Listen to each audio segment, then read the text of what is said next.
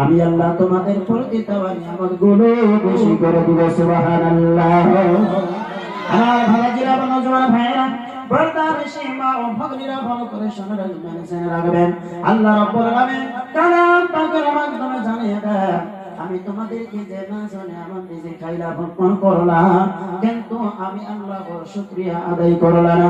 শুনিয়া রাখবা, জানিয়া রাখবা রে, ইন্না আযাবি লাশাদীদ, আমি আল্লাহর আযাব হবে অনেক ভয়ানক।